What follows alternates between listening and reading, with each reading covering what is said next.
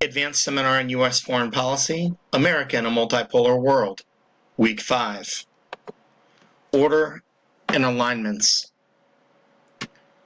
The alignments of the Cold world have changed since the collapse of the Soviet Union. Of course, during the Soviet Union, we had the very secure, somewhat simple case of bipolarity between Moscow and Washington, D.C.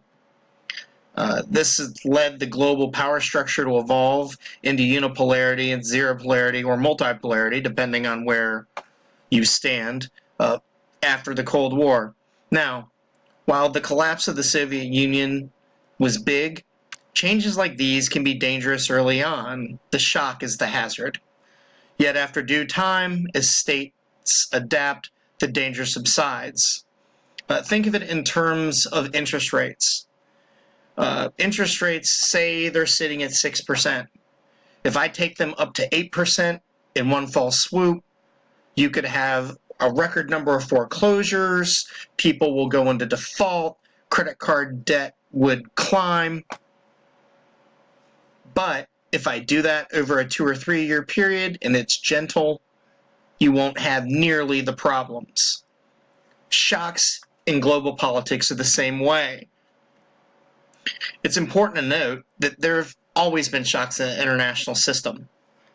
There was the rise of the United States, the rise of China after the revolution, the decline of the European powers of the previous centuries, even the advent of nuclear weapons.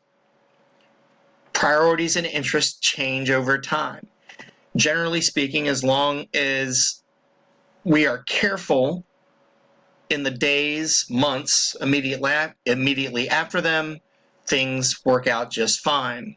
If you remember back when we were talking about George H.W. Bush, he can be heralded not so much for causing the change in the collapse of the Soviet Union, but managing the collapse of the Soviet Union. Priorities and interests always change over time.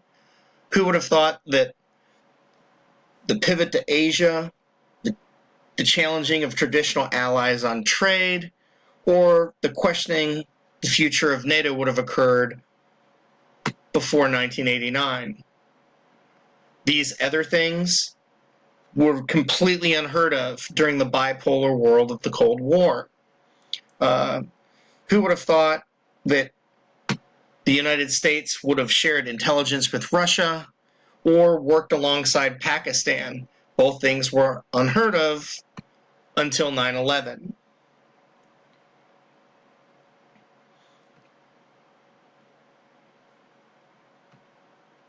Broadly speaking, the changes in U.S. foreign policy since the end of the Cold War and after 9/11 can be viewed in two general terms.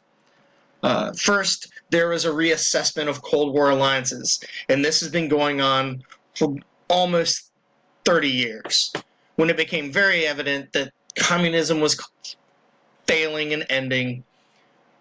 People, analysts, academics all started talking about what we will do next.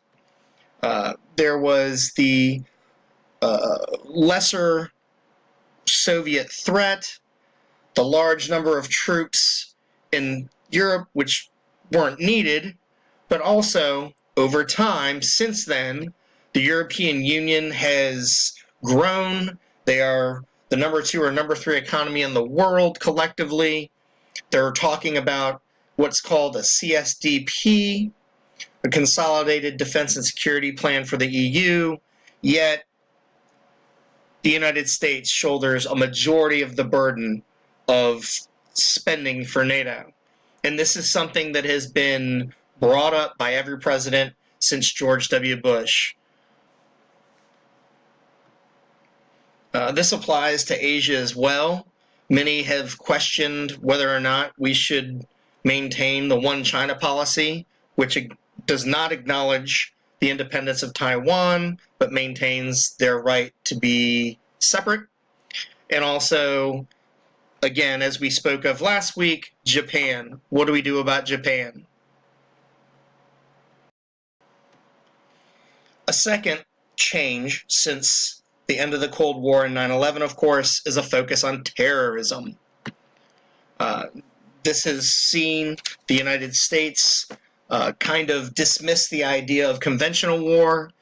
At times, seemingly, they've dismissed the idea of nuclear war, yet we sit there and we continue fighting this global war on terror on many different continents, the Middle East, Southwest Asia, and specifically Africa.